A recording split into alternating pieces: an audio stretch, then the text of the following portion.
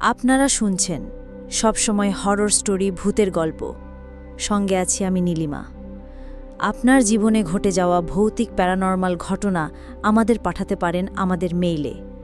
কথা না বাড়িয়ে চলে যাই ঘটনায়। আগস্ট মাসের শেষ সপ্তাহ। আমি তখন টাঙ্গাই শহরের ভিক্টোরিয়া রোডের এক ছোট প্রাইভেট ফার্মে চাকরি করি। সপ্তাহে একদিনই ছুটি, শনিবার। সেই একদিনেই বাড়ি যাই। বাসার অবস্থান গোপালপুর উপজেলার কালিহাতী থানার অন্তর্গত দড়িপাড়া গ্রামে। সেদিন ছিল বৃহস্পতিবার। অফিসে হঠাৎ জরুরি কাজ এসে পড়ায় বের হতে দেরি হয়ে গেল। রাত প্রায় ৮টা। বাস পাইনি, লোকাল ট্রেনেই উঠতে হলো। ট্রেনটা ছিল ভীষণ ভাঙাচোরা, তবু সেটাই ভরসা। ট্রেন থেকে নামলাম রাত 8:30টার দিকে কাকুয়া বাজার স্টেশনে। সেখান থেকে আমার বাড়ি 3 কিলোমিটার দূরে। স্টেশনটা প্রায় ফাঁকা, আশেপাশের দোকানপাট সব বন্ধ। বাতাসে হালকা স্যাঁতসেঁতে গন্ধ। মনে হচ্ছিল আকাশ থেকে বৃষ্টি নামবে। হাতে একটা ছোট টর্চ লাইট ছিল, সাহস করে হাঁটা শুরু করলাম। রাস্তাটা গ্রামের কাঁচা পথ, এক পাশে ছোট্ট বিল, অন্য পাশে তালের বাগান। অদ্ভুত এক নিস্তব্ধতা চারপাশে। হঠাৎ করেই মনে হলো কেউ যেন পেছনে হাঁটছে। থামলে থামে, চললে চলে, কিন্তু ঘুরে তাকারই দেখি কিছুই নেই। প্রায় আধা কিলোমিটার এগুনোর পর একটা পুরনো শিব মন্দির চোখে পড়ল। মন্দিরটা শুনেছি বহুদিন আগে ভেঙে গেছে, এখন শুধু কিছু ভগ্নপ্রায় ইটের দেয়াল দাঁড়িয়ে আছে। পাশেই একটা ছোট্ট শ্মশান ঘাট। ছোটবেলা থেকেই জায়গাটাকে ভয় পেতাম। শুনেছি রাতে নাকি ওখানে অদ্ভুত শব্দ শোনা যায়। আমি সাহস জোগাতে দোয়া পড়তে শুরু করলাম। আয়াতুল কুরসি, সূরা ফাতেহা সব মুখস্থ যত পড়া ছিল আওড়াচ্ছিলাম। তবু বুকের ভেতর একটা ঠান্ডা চাপা ভয় গলা টিপে ধরছে। হঠাৎ কানে এলো পানির ছলাৎ ছলাৎ শব্দ। টর্চের আলো ফেললাম বিলের ধারে, দেখে একটা ছোট নৌকা বাঁধা। ভিতরে একজন বসে আছে। আমি চমকে উঠলাম। ভালো করে তাকিয়ে দেখি চেনা মুখ, আমাদের পাশের গ্রামেরই লোক, নাম করিম ব্যাপারী। আমি হাফ ছেড়ে বললাম, করিম কাকা, আপনি এখানে? সে মুচকি হেসে বলল, না থাকলে তুমি এত রাতে পার হইতা কেমনে? তার গলায় অদ্ভুত কর্কশতা, কিন্তু মুখের হাসি দেখে স্বস্তি পেলাম। আমি নৌকায় উঠে বসলাম। বিলটা ছোট, পার হতে 2 মিনিটও লাগার কথা না।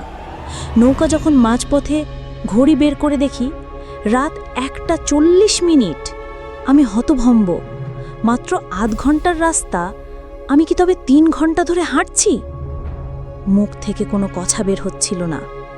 পার হয়ে এসে বললাম, কাকা, আমাকে বাড়ি পর্যন্ত পৌঁছে দেবেন? সে ধীরে ধীরে মাথা নেড়ে বলল, চল। আমি সামনে, সে পেছনে হাঁটতে লাগল। রাস্তা ফাঁকা, চারপাশে কেবল ব্যাঙের ডাক আর বাতাসের শোঁ-শোঁ শব্দ। কিছু দূর পর রাস্তার ডান দিকে একটা পুরনো কবরস্থান। কবরের ভেতর থেকে হালকা ধোঁয়া উঠছে। আমি টর্চ ফেলতেই দেখি একটা মেয়ে দাঁড়িয়ে আছে। সাদা সালোয়ার কামিজ, খোলা চুল, মুখ নিচু, হাত তুলে আমাকে ডাকছে। আমার বুকের ভিতর ধক করে উঠল।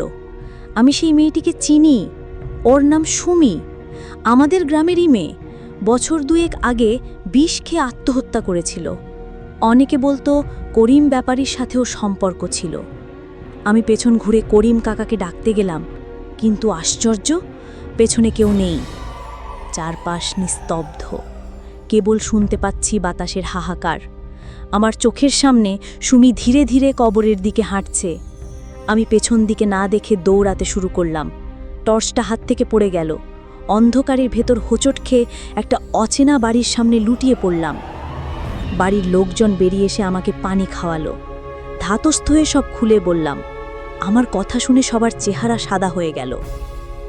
এক বৃদ্ধ ধীরে ধীরে বললেন, করিম তো বছর 2 আগে বিলে ডুবে মারা গেছে, তখনই তো তার লাশ এখানেই উঠছিল।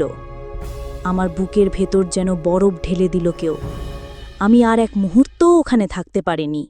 সেই রাতটার পর থেকে ওই রাস্তা দিয়ে আর কখনো একা হাঁটি না। আজও আগস্টের শেষ সপ্তাহ এলেই মনে হয় কেউ পেছনে হাঁটছে। কেউ না থাকলেও কানে পায়ের শব্দ শুনতে পাই। কখনো দূরে পানির ছলাৎ ছলাৎ শব্দ শোনা যায়।